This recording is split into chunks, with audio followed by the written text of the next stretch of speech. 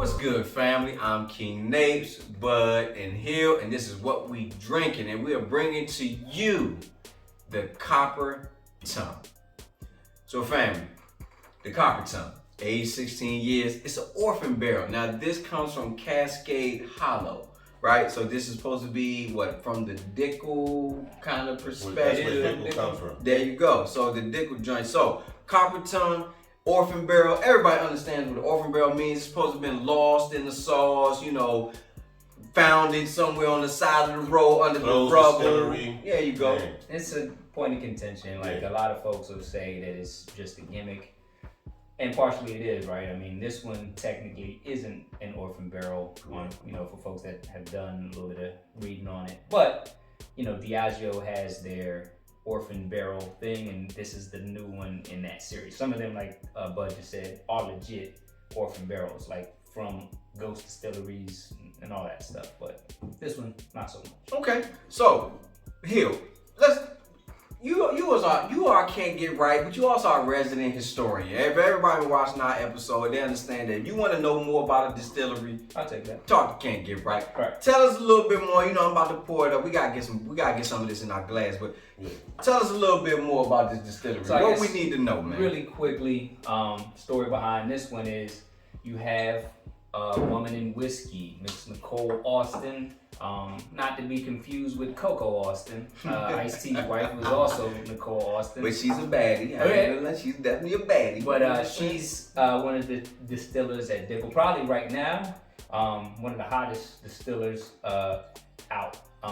She's behind the Bottle and Bond Dickel. The 13 year. Yeah, the 13 All three year. of them, right? Everybody knows that's a hot bottle. Some people aren't really fans of Dickel. I don't know why.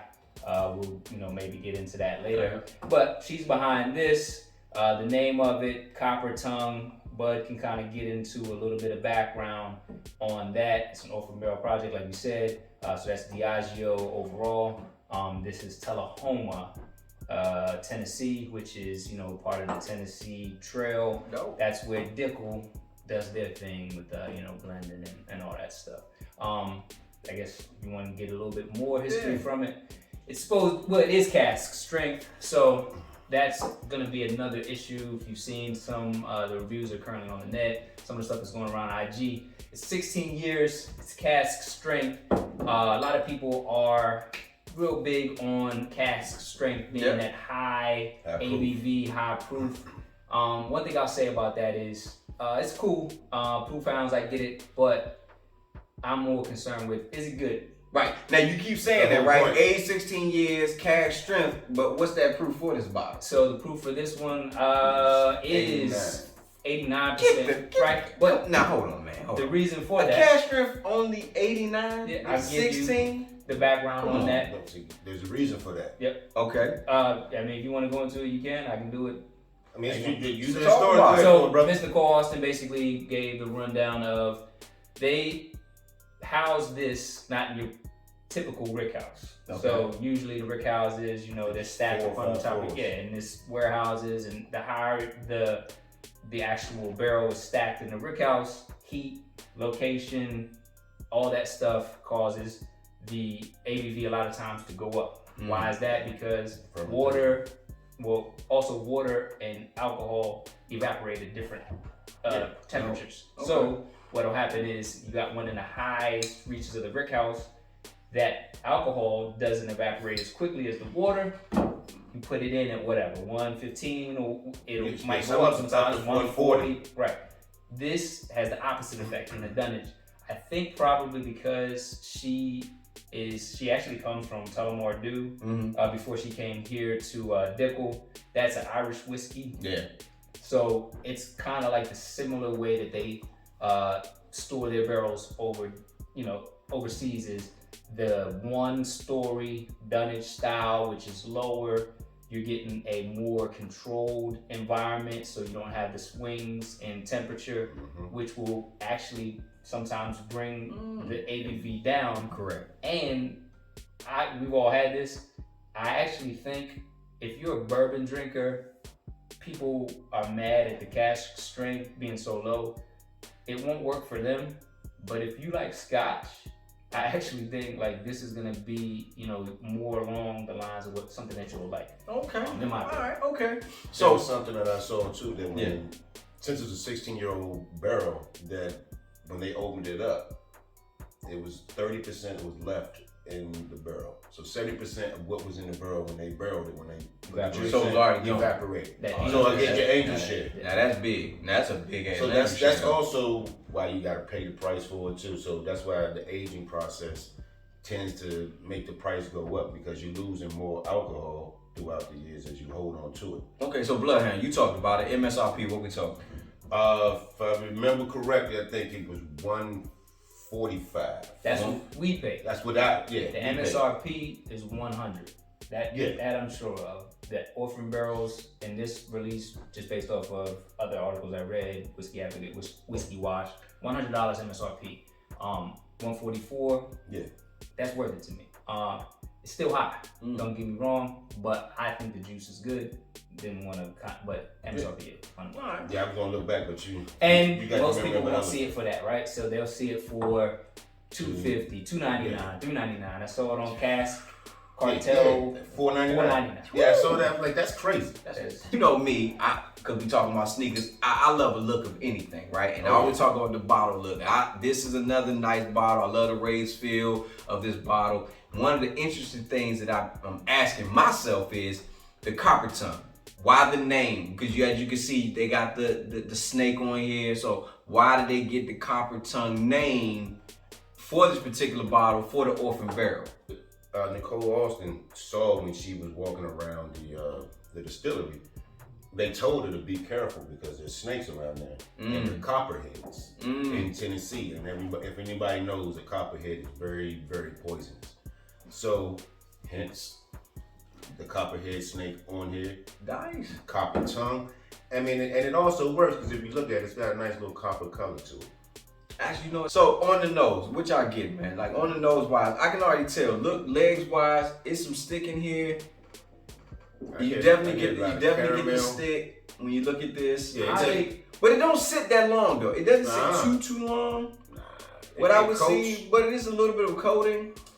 I get like a buttery, for some reason. Like butterscotch or a caramel. And I also get which is funny because you don't also smell it. You make this stuff because I read some stuff on it. I get like a grape or but I always say that. But it's a fruity kind of. I can see the smell fruit to it. Definitely a fruit. Now that could be right. So everybody knows Dickel, and Dickel is the Flintstone vitamin, Fruity Pebbles. So that could be where I'm getting the fruity. Because if I remember hearing it right, that she blended this one with a fruitier. Because this is a blend. So just so people know that this is a blend of 16-year-old bourbons. Because she tried to keep it, I think, very consistent rise based off of the evaporation in the barrels. Right. She mentioned something like that. Okay. And she said that there was one of them that was, if I'm correct, it might have been with the bottle and bond, but there was one that she used that was a little fruitier than the other. So Bloodhound, what you getting? What's your nose? What's your nose talking about, Bloodhound? What you getting off there? Because I mean, Can't Get Right actually gave us some nose. I was ridiculous. I was almost mesmerized. I thought we was in here trading spaces right now. You know what I'm saying? I couldn't believe it. And I said I get caramel. You get a caramel on that? Okay. Something like a buttery candy. I do get the buttery, almost like a butterscotch.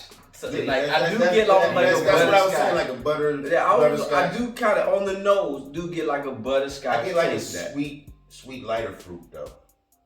There's a sweetness here. I can't speak on it. There's a sweetness, and I know y'all, if y'all watch our videos, I like to reference that Dr. Pepper reference, but it is a sweet, like a nectarine or peach. Okay.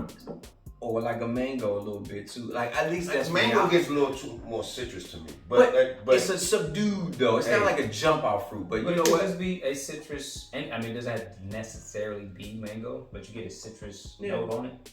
Well, look, fam. Let's see what she's talking about, so fam. Let's pour up.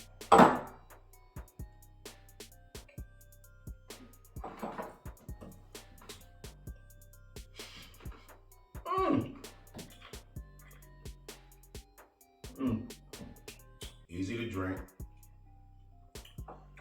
Then on the mouthfeel. Yeah. It is thin.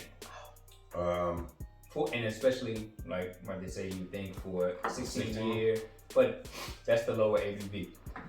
So what I've kind of seen, there's not a lot of reviews on this, and I don't necessarily argue. People like what they like, but from my esteemed colleague to my left with the little happy dance, this works for us, and I know why. One, it's that burn isn't really there. No. Right.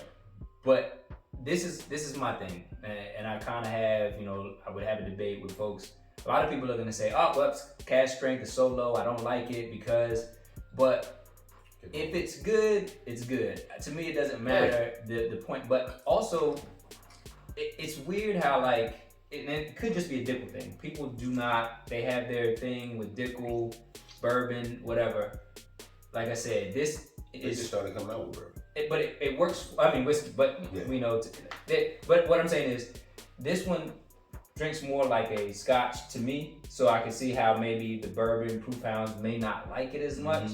But this is good because it's very similar to the other bottle and bond. It's not exactly the same, but very smooth. People don't like that either, but it's just good. Sometimes you don't always want to fight what you drink. So but what I get out of that at the end, because it's got a lasting taste. There you go. I get an oaky taste towards the end. So that's what I want to talk about. Taste wise, what are you getting out of that? Like when you tasted that, what's that? What are those notes that you're getting off the palate on these? As we say, a thinness to the mouthfeel, a slight hug. Any flavors? Let me go back in. You get a. While he's doing that, I'm gonna tell you straight up.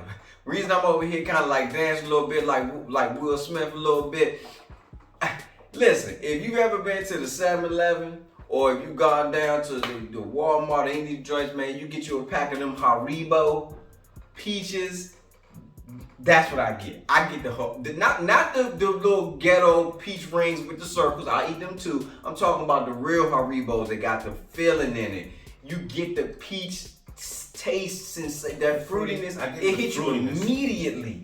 Oh my God, I love it. And again, it goes it's a low quickly, ABV, and I think that's why I enjoy it.